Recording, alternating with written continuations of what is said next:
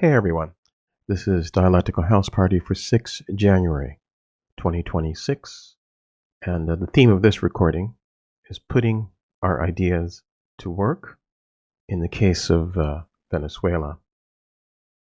The second recording I had originally planned was to be a continuation of the reading of the text that we are going through, which I will return to that in my third recording.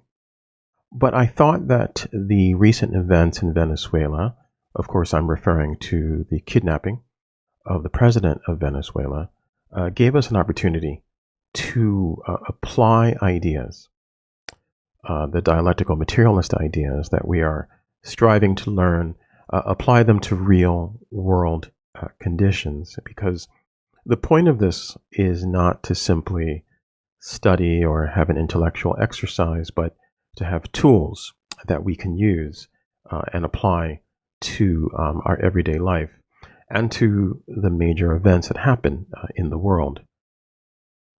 If you are interested in learning more about the history of the U.S.'s interventions in Venezuela, I recommend very strongly this book, Extraordinary Threat, by Joe Emmonsberger and Justin Putter. There'll be a link in the show notes to this book. 20 years of interference, 20 years of attacks on the Venezuelan people.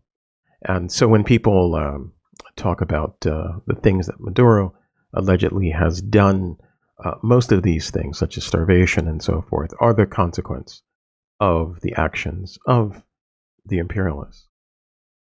So let's talk about what materialist dialectics is. This graphic, by the way, was very nicely created by our brother Alchemy. And the graphic is part of a work that Alchemy has done, a glossary of materialist dialectics terms. And in our finished product, I think I mentioned in our Signal group, and for those who don't know, you can tap me for an invite and I can vet you to see if you're a good fit for the Signal group. Anyway, as part of the presentation that we are going to be creating, Alchemy has crafted this very nice glossary. This is only one slide from it. There are quite a few, and it's not in its finished form yet. But this is so nice and so, I think, clear that it is well worth using, and I'm going to apply it for this video. So materialist dialectics is the science of the universal relationships and the universal laws of change, development, and motion. That is how it applies to nature, but in our case, it's the methodology of the philosophy of dialectical materialism, or Diamat for short, applied for practical problem solving. Also, it's a scientific philosophy that guides our practice and theory to most effectively and accurately comprehend and transform the objective material world. It's a really nice summation here. And as I said, this glossary is great. I've created a PDF version of it, which I'm not going to share yet because it's not in its final form. But when it is in its final form, I will be certain to share with everyone because there's a great deal of really good information there. Let's move on to, I think, another part of that glossary that I believe will be really helpful as we try to understand what's happening. So there are, I suppose you could say, two things I want to focus on: dynamic and static events. And dynamic events are the aspects of reality which are always changing, in motion and in flux. I think that's pretty self-explanatory. And static would be those aspects which are currently and temporarily experiencing non-change, stillness, non-motion, and stability. It's really a very important distinction that's being made there, that the static are not truly static. It is a temporary stasis. I mean, note, for example, that we all age, but some of us age at different rates, or we all age at different rates, and some people seem to stay the same for a very long time, and then suddenly they seem quite old, or something happens, you get a bad diagnosis.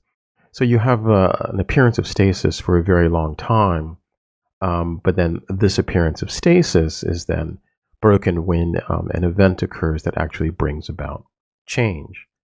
So how do we apply this then to the current situation? Well, as we can see, we have dynamic and static elements, and we can see that what those dynamic elements are, which of course would be the internal factors, the forces that are in play, the impacts of the actions upon how things then play out. And then those things that are, for now at least, that seem static, such as the dependencies and the ideologies.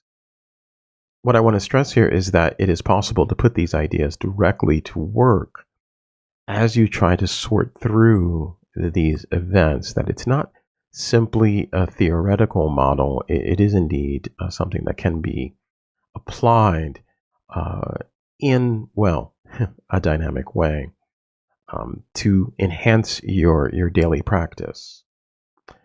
There's a lot more to be said about this, but I think I'll leave it here for now.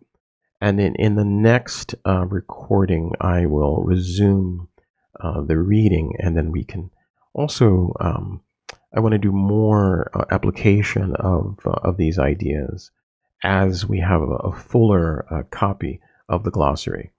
And of course, also there's going to eventually be a fully developed presentation that I'll be able to share, that we will be able to share with you. Until then, goodbye. Have a good day.